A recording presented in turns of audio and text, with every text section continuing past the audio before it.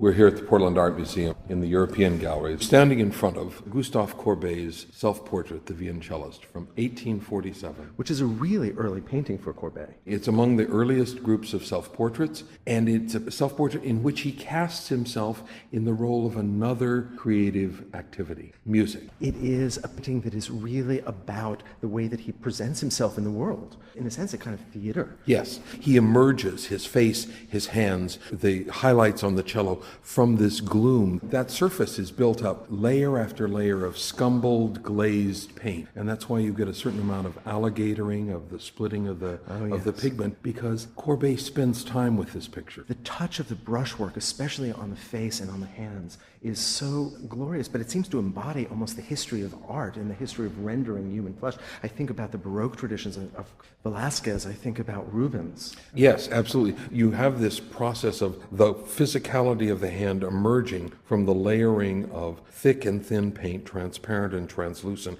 so that you feel the veins, the blood virtually coursing through the fingers as they stretch and extend onto the strings of the cello, as his face turns to us, lips full and in a kind of defiant, almost challenging expression. It is night, it is the moment of creation. I love the stretch of the finger to strum the thread. I can't help but look at the hand that holds the bow as if that was a paintbrush. And those are the hands, of course, that actually rendered these hands. There's a kind of turning back on itself that's very self-conscious. Yes. There's a kind of romantic quality in the way that he renders himself, a kind of self-regard that is quite astonishing, really. That's Courbet, the ego. I mean, this is a man who, although society rejected him in many ways and the salon moved back and forth in its praise, he never doubted the sense of himself as a young Turk, as a master, as an appropriator of the past and a reinventor of the present, looking to a future he could only anticipate at this point in his career.